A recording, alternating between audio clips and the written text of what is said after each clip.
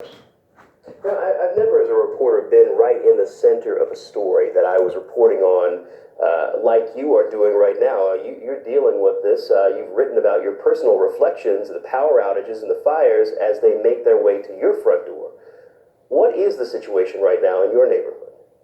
Well, things have calmed down a lot. I'm in a suburb of San Francisco, and we had quite a hectic week where the power went out, and several hours later, there was a fire directly across from my house, and so many neighbors were evacuating, and all the while, we were supposed to be writing about it. It wasn't a very large fire. It was only about 50 acres, but it really, brought home what many people have suffered through in, of course, much more serious conditions than what we had here. But, fire is such a threat for every community across California at this time of year.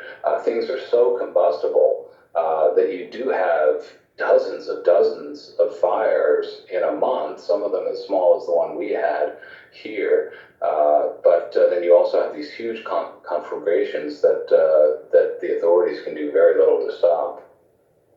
It must be very difficult, Thomas, obviously, to watch this yourself and so many other people who are in the same situation. Thomas Fuller, we appreciate your time, wish you safety, and we'll stay in touch with you.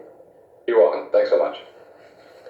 And now to Japan, where several areas are under the highest weather warning as a powerful typhoon gets closer and closer. That storm has already caused damage.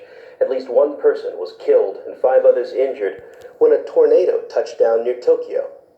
CNN is live in the capital city. Paula Hancock's on the streets of Tokyo with us. And Paula, tell us more about the preparation for this storm and the impact it's already had.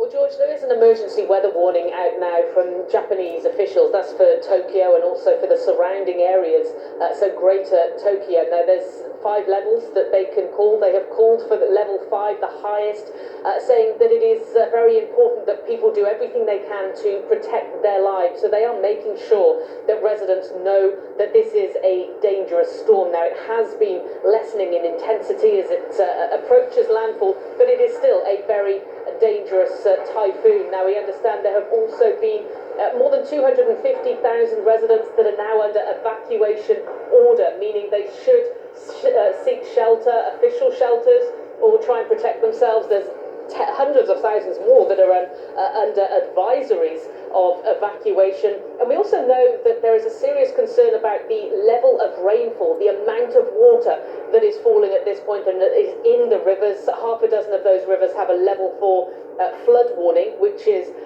the second highest it can get to, and it gets to level 5. They have flooded. One of those rivers has also already broken its banks, and the typhoon has not reached this particular area yet. So there is a real concern among authorities about the potential for record-breaking rainfall from this storm. Paula Hancock's on the story. Paula, will continue to watch this with you. Thank you. Now to an incredible feat of human endurance and athletics. A Kenyan distance runner became the first person to run a marathon in less than 2 hours' time. It is just amazing to look at this. Eliud Kipchoge, he won that race in Vienna. In 1 hour, 59 minutes and 40 seconds, he smashed the previous world record, which was his own, by about 1 minute and 40 seconds.